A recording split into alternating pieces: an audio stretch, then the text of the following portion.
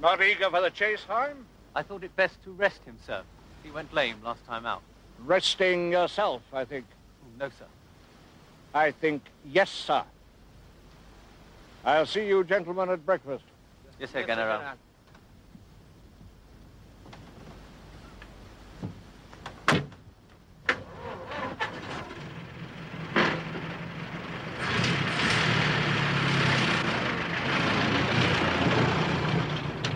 Yes, Herr General Hardass.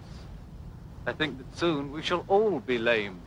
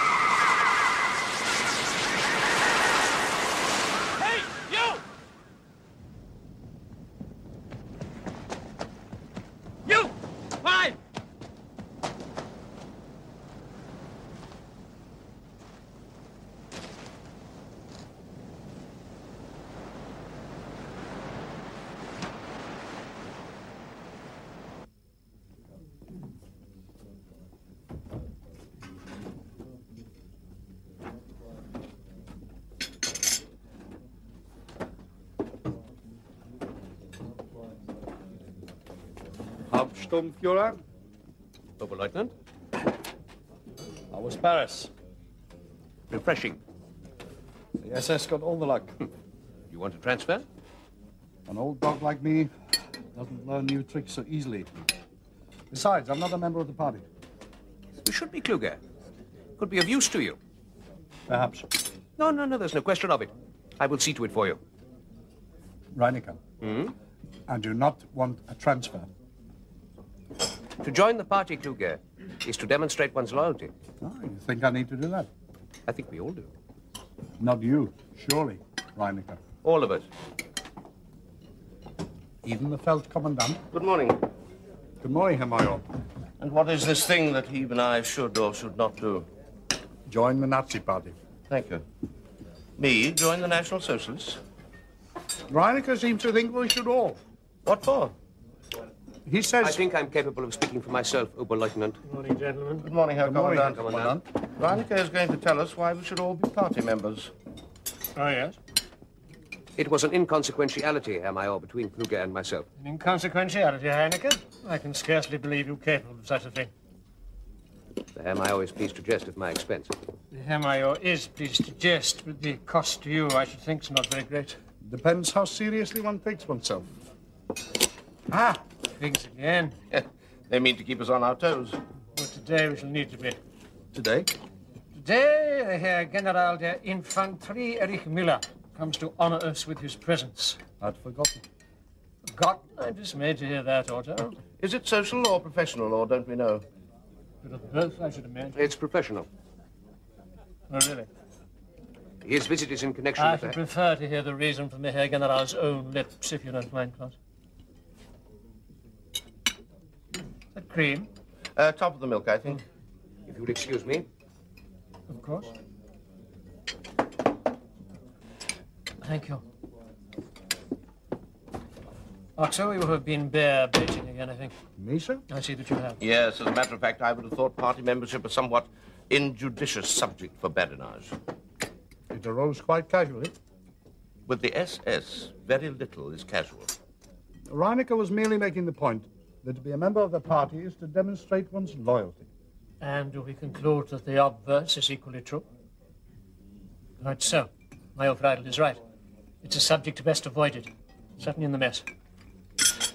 This business of the General's visit, if Reinecker knows what it's about, it likely involves the SS in some way. It seems likely. Which never did anyone much good. Then we must brace ourselves. It could be serious. Indeed it could. Do you know what it's May about? we leave the subject, Ernst? Of course, I'm sorry. Yes, I do know. Oh, it's not Now, my necessary. sharpness was undeserved. There appears to be a renewal of interest in the Martel case. Reinecker? Who else? My God.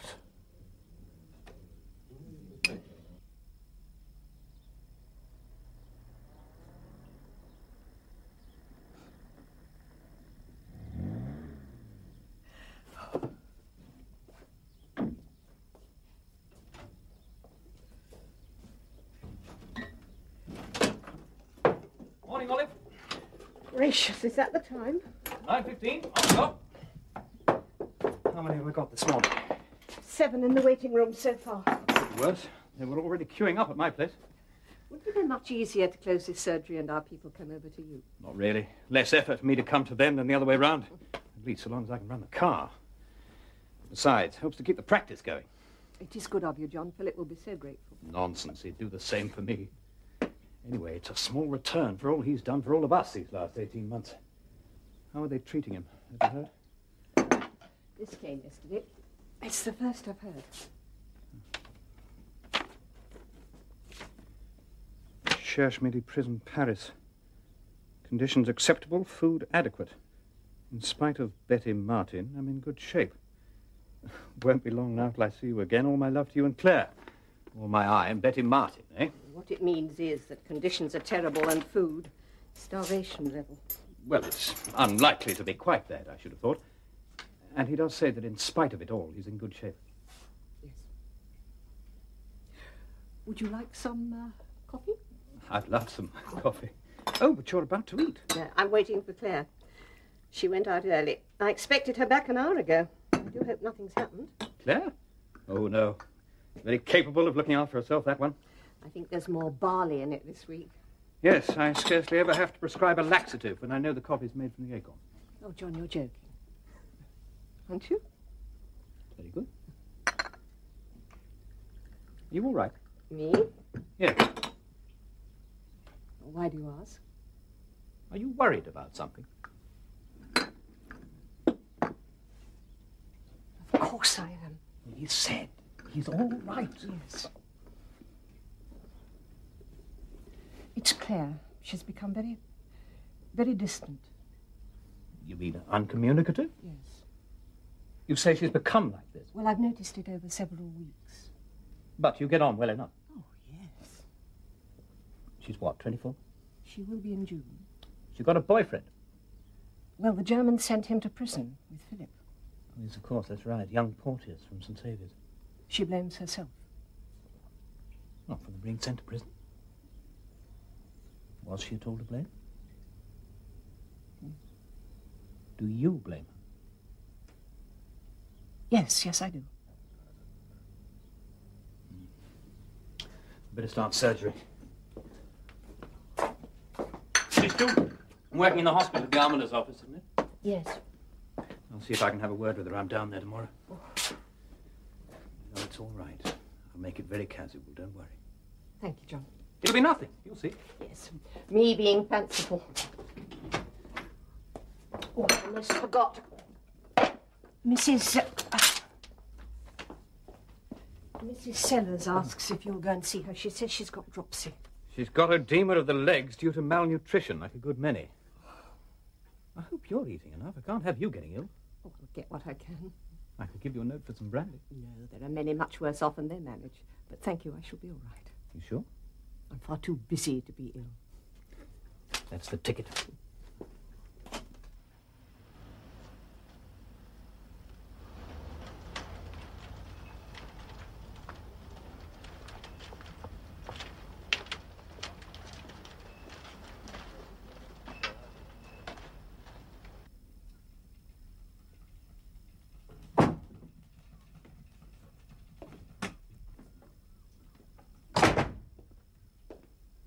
So, General Muller's visit is not entirely social. The good policeman never forgets an idle remark. Eh, Kluger? Was it idle, Reineke? As it happens, it was not. No. You let Richter get under your skin, didn't you? I was unamused by the conversation, certainly. Unamused? I said you'd take yourself too seriously. I sometimes think, Kluger, there is not enough sense of purpose in this garrison. Sense of purpose here. You're a very prosaic fellow, you know.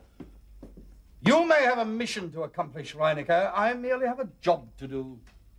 Do you intend to be scornful? We both have jobs to do, Reineke. Mine is the detection and prevention of crime. And right now that means the suppression of the black market in meat. A very prosaic business. And it takes up most of my time. The civil authorities, Kluger, are becoming too lax. They should do more. Do more what? Enforcement of the law, of course. They do very well with only a handful of police. Who turn the other way when it's one of their own people. That is not true. And even if it were, I would understand it. They tread a very fine line. Do they?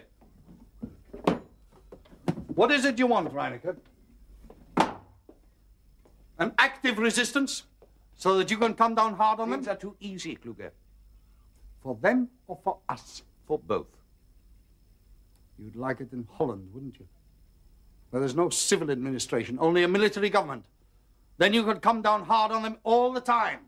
Why don't you go to Holland, Reineke? Kluger, I would remind you of the... Thank you, Feldwebel.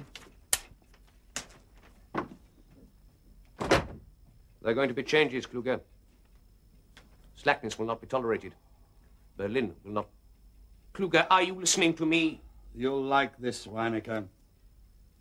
Among those due to appear in the next Feldcommandant's court is Miss Claire Martel, charged with being without permit in a prohibited zone and attempted assault on a member of the occupying forces. What a silly thing to do. You could have been killed. Didn't you see the signs? Well, didn't you see the signs? We needed wood for the stove. You didn't have to go down to the beach to get it. There are still twigs to find in the hedgerows. And we'll be due another 100 next week. You didn't have to go down to the beach to get it. What did they say? Did they ask you if you'd seen any notices? Claire, what did they say? They said I couldn't fail to have seen the notices. But did you say you hadn't? Yes. So they don't believe you. Well, drink your coffee. You'll be lucky if they only find you. It is the Feldcommandant's court, not the police court. Claire? Sorry. They're not handing you over to our police, are they? When's the hearing? You've got to be there. 9 o'clock. Tomorrow morning. You better tell the hospital. With luck, you can get there by the afternoon. Have you rung them yet to tell them why you're late? Claire, you seem half asleep. What's the matter? They must send me to France. They won't send you to France. They'll fine you, I should think. £3 if you're lucky. A whole week's wages for something silly and completely unnecessary. Even if they do send you to prison, it would be here. I want them to send me away. What did you say? Don't you hear me? I want them to send me away. I want them to. I want them to. I don't understand what you're saying, Claire. I saw him, Mummy. Oh, Claire. Who did you see? He was standing on the rock, the blue sky behind him, just as it was. And it happened just as it did. The young German pilot? It was that summer, July 1940. It was hot, and Clive was waiting for me among the rocks at Corbière. He wasn't in uniform, and I remember thinking that if the German soldiers catch him, they'll shoot him for a spy. And then suddenly I looked up, and that airman was there, looking down at us, smiling. And I picked up a stone and I threw it at him. He was smiling, and I killed him. He was smiling, and I killed him. Claire, it was not your fault. He was smiling, and I killed him. Claire, listen to me. He was smiling, and I killed him.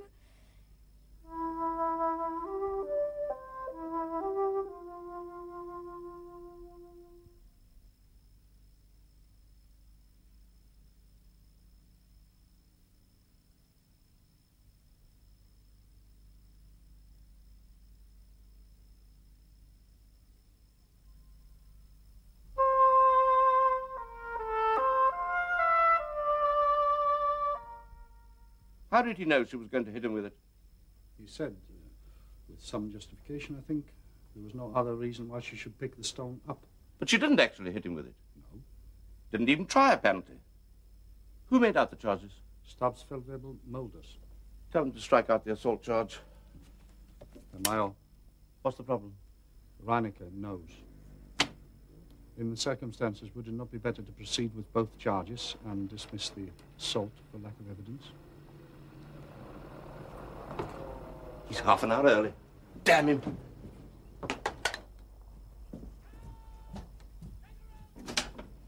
It's all right.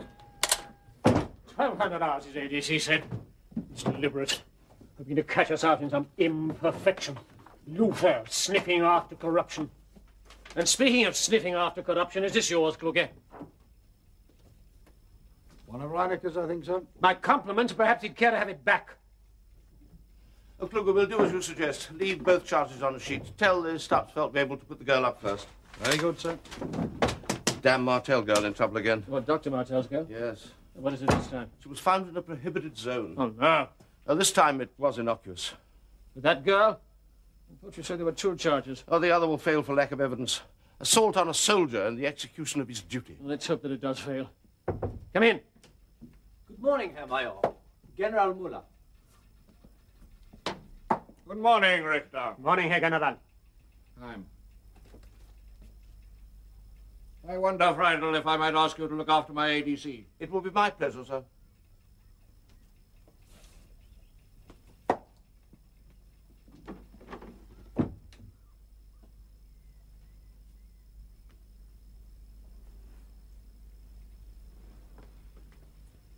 Well, Richter, Delighted you could come, sir.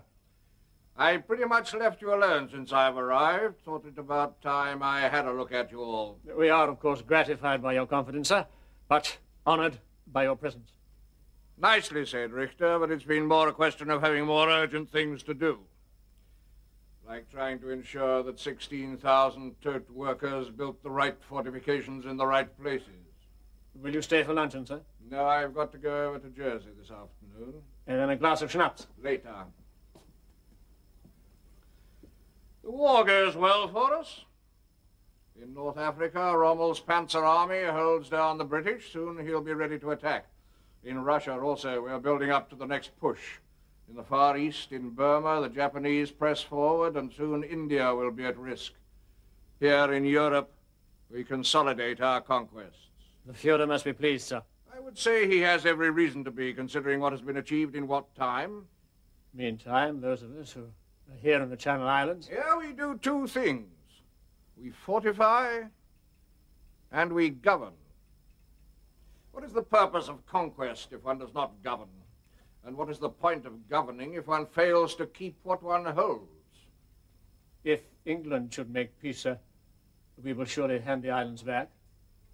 You doubt that England will make peace? Yes. I also. But whether she does or whether she doesn't, we will never hand back these islands. The Führer intends, for strategic reasons, that they should remain in German occupation. And you have been Commandant of Guernsey for how long? Since the 30th of June, 1940, Herr General. 1 year and 9 months. Do you not desire a return to regimental duties? I should like to think that I could still be of service here, sir. Like me, you are an infantry soldier, but unlike me, with you, that has not always been so. No, sir. Before the war, I was an academic. And that, no doubt, was the reason for your appointment, wouldn't you say? It was likely to have had some bearing, yes, sir.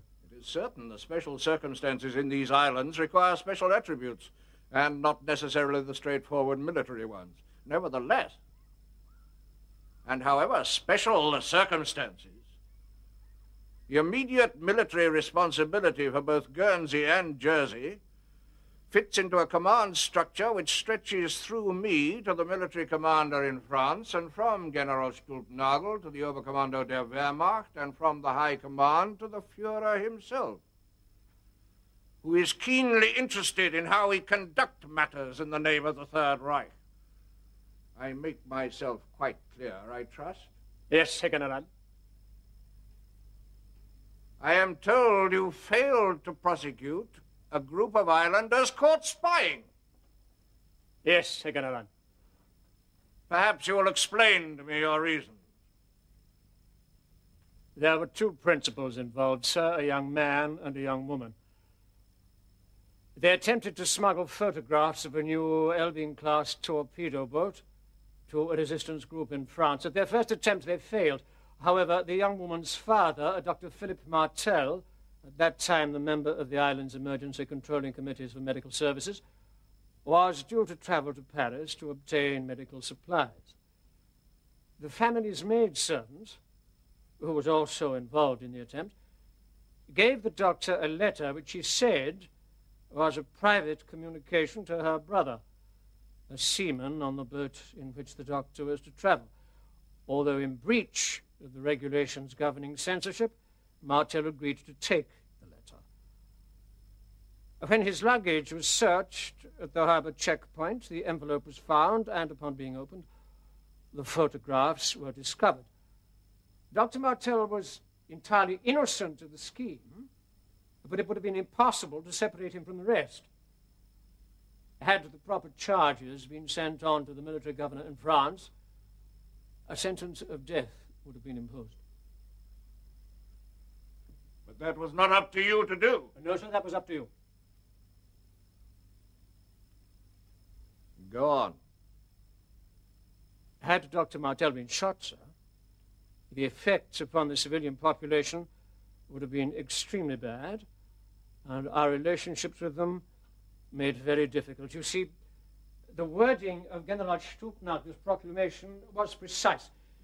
Any person involved in such acts, either as perpetrator, participant, or instigator, will, upon conviction, suffer the death penalty without power of appeal. Dr. Martel, however, unknowingly, was a participant.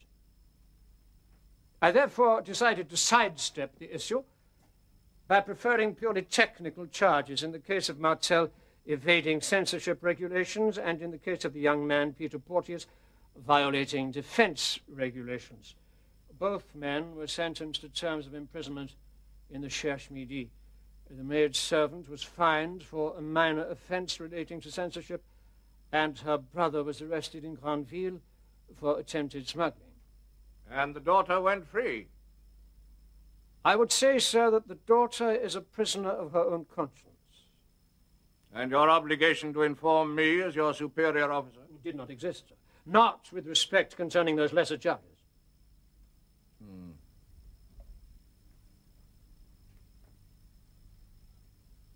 As an exercise in local command initiative, I don't criticize you. What I do criticize you for is naivete, something one occasionally finds in the academic. You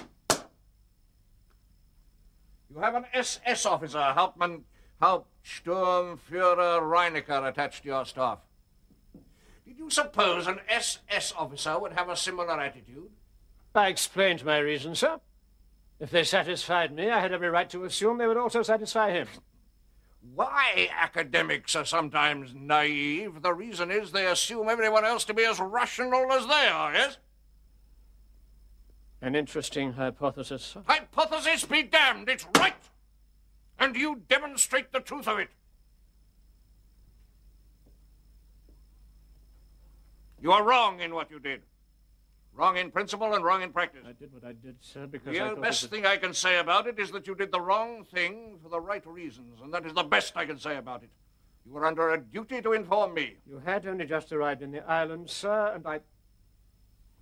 And you thought this galloping general will for certain do everything by the book, so I will spare embarrassment all round and dispense justice as of my own God-given right. Isn't that it? Shorn of intellectual trimmings, what we are down to is simple arrogance. I meant to spare the Herr General a problem which arose at the very moment of his arrival. The Herr General doesn't believe you. He thinks the Herr Major entertained doubts that his superior officer possessed wisdom in the same degree as himself.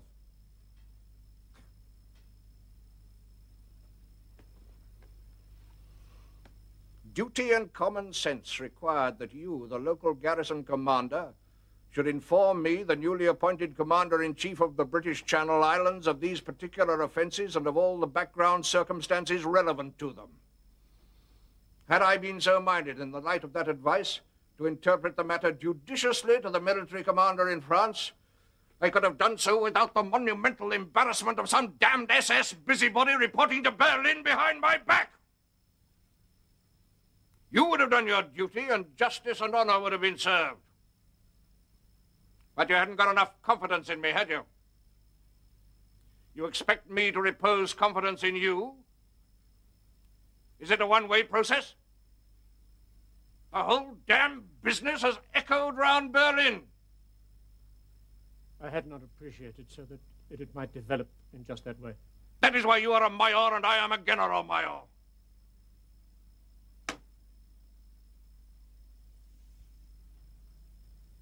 You can have the pleasure of doing it.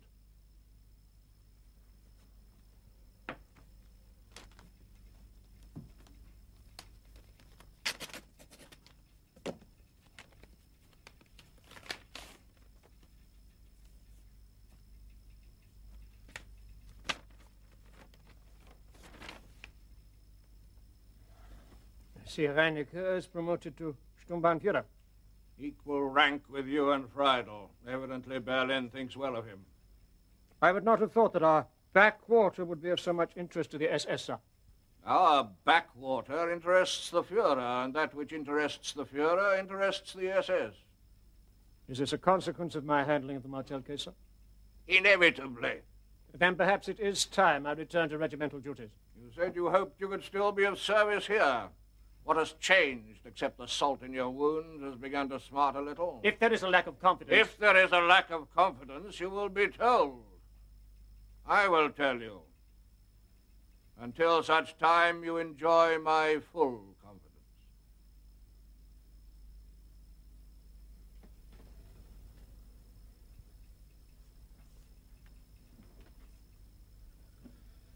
My young men are anxious for some social life, Richter. What do you suggest? Ah, well, sir, they are welcome in the mess, of course, at any time. No, not military, civilian social life. British, sir? They're islanders? Naturally. My young men have been here for 6 months, and in that time neither they nor I have met any of the leading families. We would all be most grateful if you would arrange some introductions. And now let us join our colleagues for some schnapps.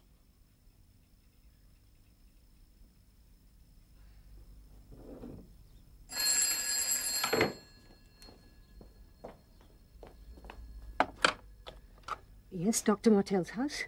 Oh, John, thank you for calling back. It's Claire. You said you were going to come and see her tomorrow, but Well, yes, she was on the sands collecting driftwood, and she wasn't supposed to be there without a permit. The Germans have arrested her, and now no, she's back in her room, but she seems awfully distressed. really don't know what to do, John. I can't seem to get through to her. Oh, I've been most grateful. Thank you. Yeah. No, I won't. Bye-bye, John.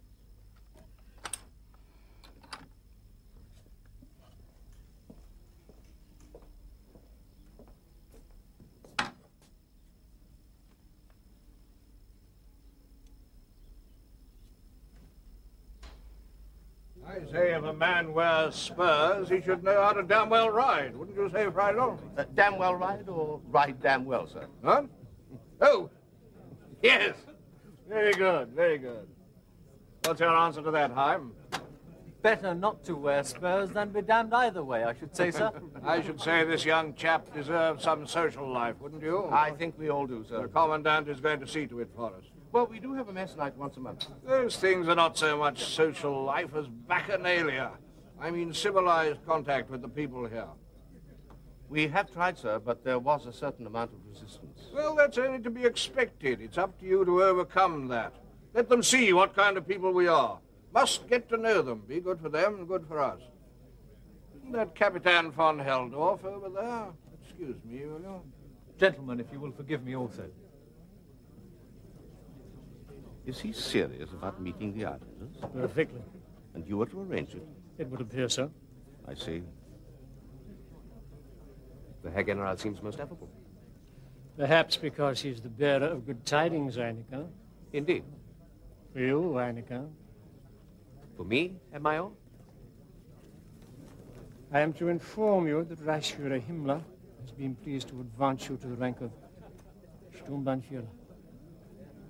Congratulations. No doubt you wish to read your appointment.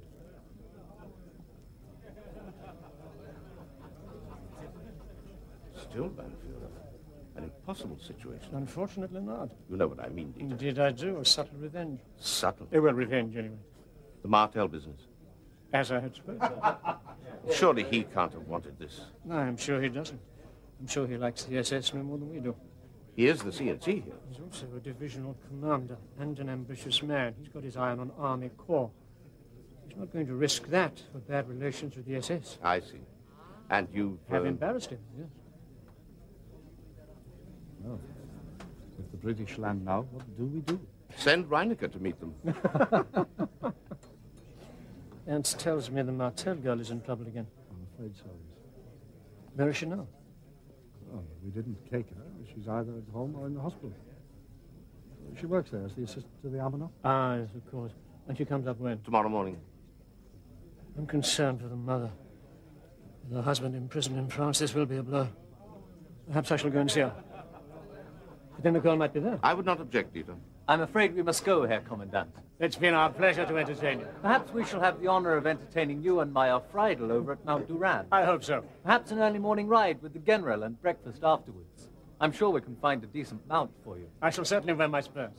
Making your apologies, Heim? Yes, sir. I'm sorry we couldn't stay to luncheon. It's been most pleasant. Thank you, sir.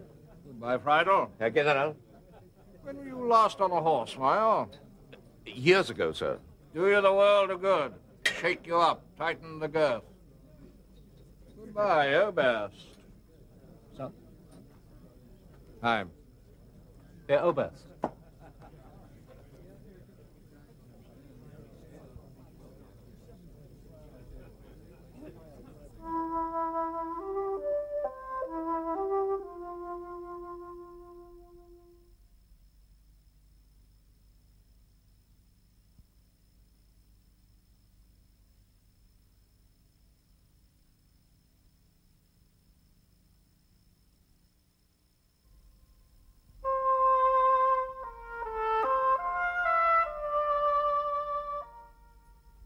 Obviously, if the SS disapproved, someone else in Berlin thought what you did was right.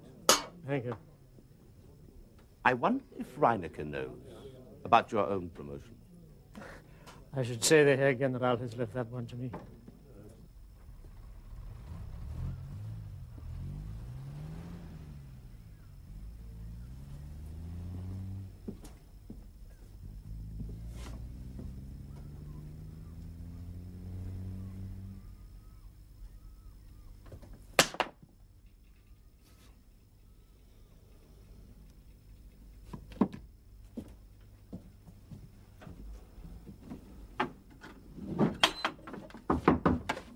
Come in.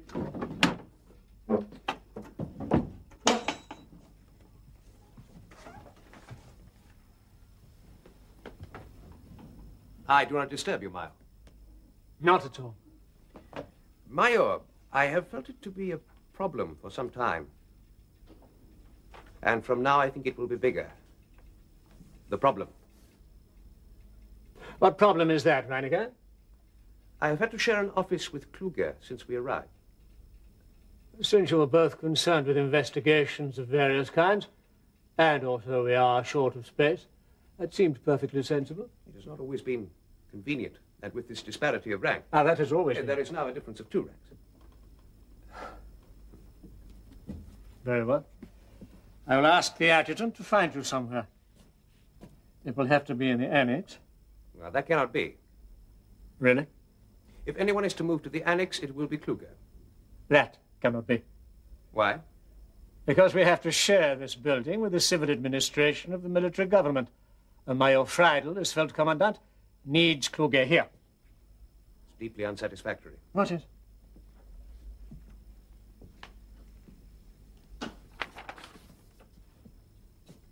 What is? That we should be so short of accommodation. Reinecker, do you know how many of us there were that landed on that Sunday and Monday 1 year and 9 months ago? 120. Correct. Of whom perhaps 20 were headquarters staff. Well, now we have 4,000 garrison troops and 300 staff. Not to mention Müller's divisional HQ, plus all the Luftwaffe, Kriegsmarine and construction troops. All competing for somewhere to live and work. As you say, it's deeply unsatisfactory. So, you can do nothing? No, Reinecker, nothing. I sympathize with you, having to share with an officer junior to yourself. I now have to do the same.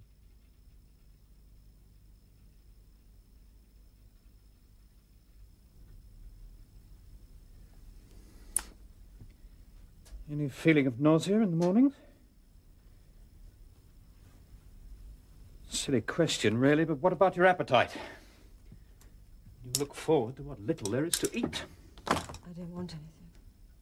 Because of the monotony of it? I'm not hungry. It must be sometimes. Most people here are all the time.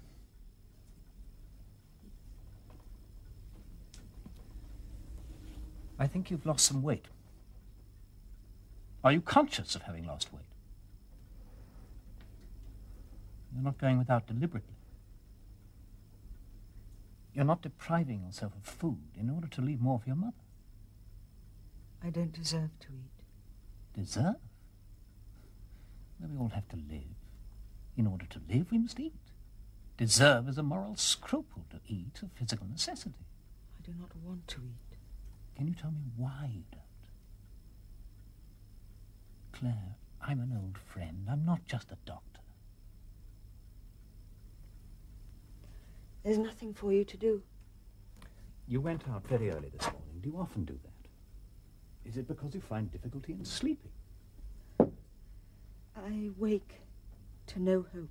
But this war won't go on forever. The tide will soon turn. The Americans are in with us now. For me, no hope. But there's hope for all of us. Every morning, very early, before even the birds sing, I wake to a stifling weight, as if I knew I had some terrible disease. I lie there and I try to banish it from my thoughts, but it presses down on me so I can't sleep. Every morning, for hours, I lie there, pressed down beneath the wet sand. And I know for me, there is no hope. No hope at all.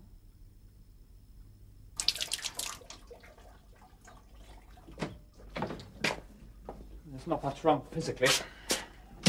But she must eat. Otherwise she'll go down with some infection. I do try, you know. Yes, of course you do. It wasn't criticism. I've been talking to the almoner. She thinks that Claire's been worrying about something for several weeks. She's noticed she's become very listless and forgetful. At first, she thought it was just a vitamin deficiency, but she's inclined now to the view that it may be something more than that. Oh. And what exactly is it that inclines her to that view? Well, she does see her regularly, but not all the time. Which means that she isn't as likely to be conditioned by familiarity into accepting the slightly unusual, as you are. Yes, I'm sorry, that's quite true. Nevertheless, you had noticed something, haven't you? And this business of being arrested on the beach seems merely to have brought this, whatever it is, to a head, wouldn't you say? Yes. I think there's no question of her attending court tomorrow. I'll give you a note to give to the Germans.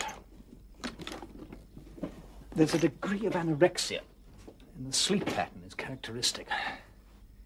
She's plainly severely depressed.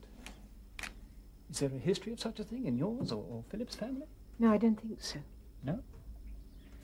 Then if it's not endogenous, we're going to have to look for some external cause of it.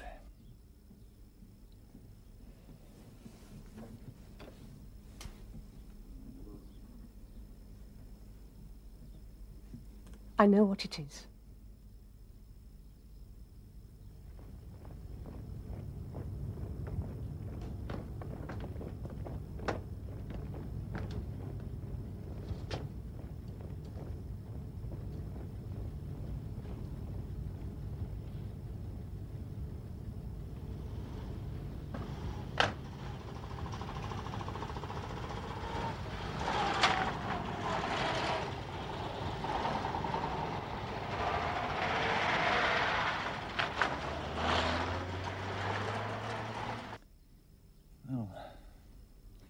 I'll try to get some vitamin tablets, but, well, I'm afraid. It's nothing that a pill and a pat on the head can cure. Oh, a pat on the head, or at any rate, encouragement and reassurance will do as well as anything. Philip will be back in a few weeks, will Olive. she be? She's suffering from some kind of psychogenic disorder, and I'm not a psychiatrist. Obviously, from what you tell me, this terrible business has been on her mind for months. I think she tried to put it from her, but today, when she found herself in the same place, it all suddenly came back. Then why on earth did she go there? I don't know. Perhaps she went there quite deliberately. These things are very complicated, and as I say, I'm not much up in all that. I think perhaps you should encourage her to talk about her fears rather than bottle them up. Anyway, I'll see what I've got on the subject and pop in tomorrow. Thank you, John. And Olive, for the second time today, don't worry. Oh. Mrs. Nutter. Major Richter. Good afternoon. Good afternoon. Please come in, Major. Thank you. I'll see you tomorrow, John, then.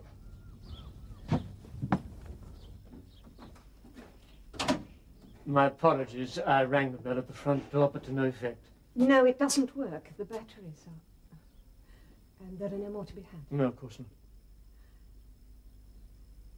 Please sit down. Thank you. Friends, people I expect to call, they know. Of course. If Of it course, is you are not inconvenient... among I do beg your pardon. I was saying, Major Richter, that you are not amongst those I would have expected to call. No. No.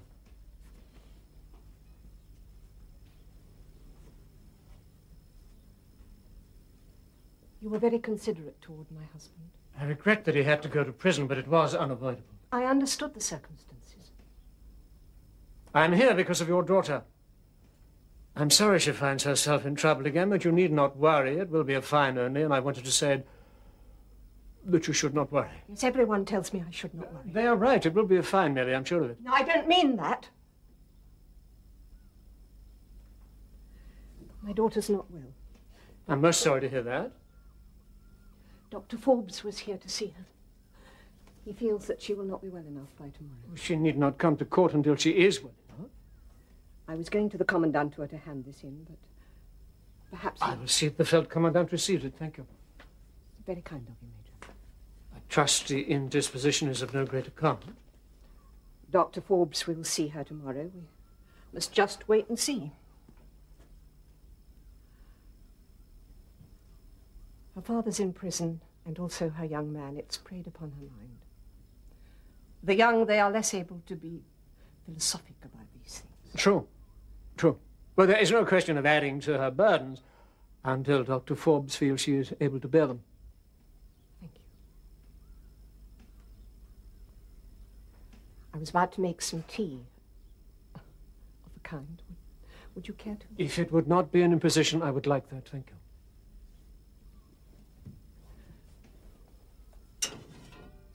You have heard from Dr. Martel? A brief message. Just the one. He says that he's well.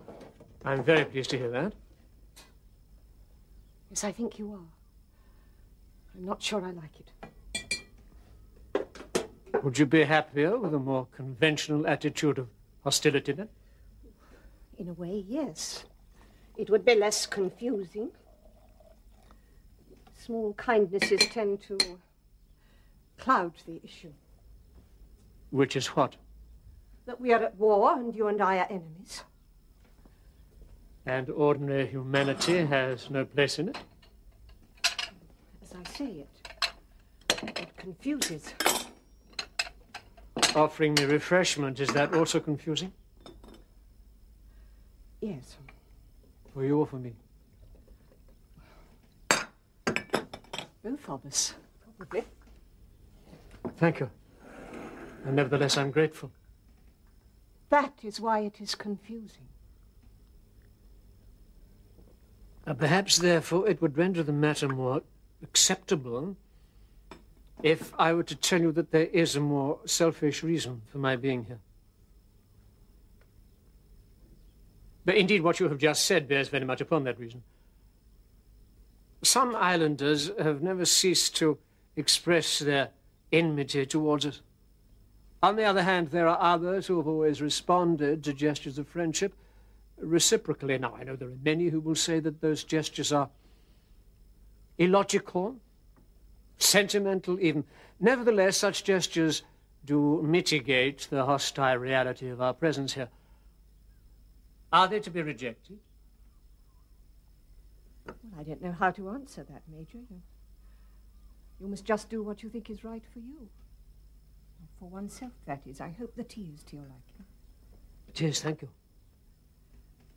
What is this ulterior reason, then, Major? The Commander-in-Chief of the Channel Islands, General Müller, has made his headquarters in Guernsey at Mont Durant. He asks if it would be possible for him to be received socially. Well, I thought to ask your view, partly because of your husband's eminence in the island's affairs, but also because I trust your discretion. Well, that's such a mixture of insult and flattery, I hardly know how to answer, Major. I think you must already know the answer, and I don't want to say any more. You have been very considerate to me and my family, and of course you may depend on my discretion. Thank you, Mrs. Martin. It has been a pleasure for me to talk with you. Good afternoon.